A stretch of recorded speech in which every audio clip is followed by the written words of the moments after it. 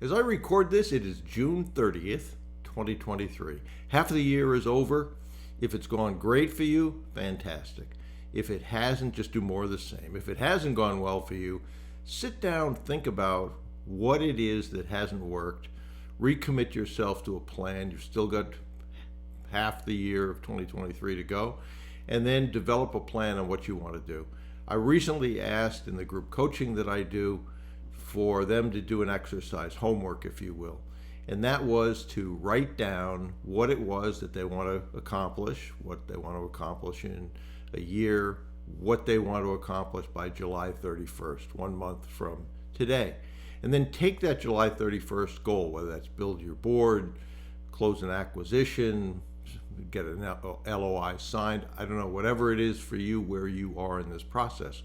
And then take that July 31st goal, back it up for weekly goals and weekly actions, and then daily actions. And one of the things that's interesting about daily actions, if you have every day I'm going to make 20 cold calls or send so many letters or whatever it is, if you do that consistently, and some people will argue it's about 21 days, you will begin to drive a habit.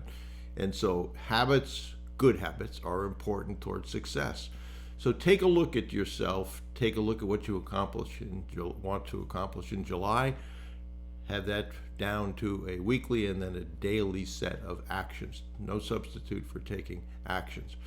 What was interesting about that request to the people in my group coaching, some people did a great job, highly detailed, by hour what they were going to do. That was pretty impressive. Now they've got to do it, but they at least have a plan. Some people didn't do it at all. Tells you how important it was to them. And some people did a half-assed job, probably took them 5 minutes. So I would encourage you to go through that same process. If you don't know what to do, go over to my website. There's a boot camp that goes through the steps. Consider group coaching. There are some openings in that where you're around some like-minded people. That accountability for a lot of people helps. So there's that as well.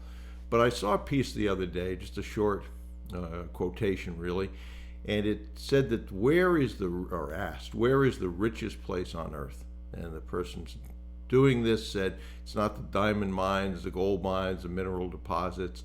It's in your own neighborhood. It's the cemeteries in your neighborhood, because that is where many times great ideas, inventions, plans died, never were acted on. How many times have you heard somebody say when they see something, an invention, oh, I had that idea too, but difference is somebody acted on it and somebody didn't act on it. So I'd encourage you to think about that. Years ago, I saw a quote which was, imagine if hell was having to watch an endless movie of what your life could have been had you taken the steps and actions to make it so. And you watched all the things that would have happened, places you would have gone, things you would have accomplished over and over and over again. Pretty good description of hell, I would think.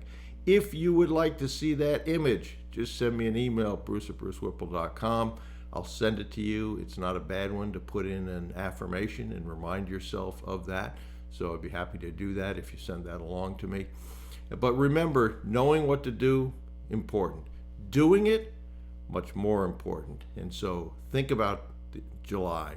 Think about what you want to accomplish based on where you are today in July. What step?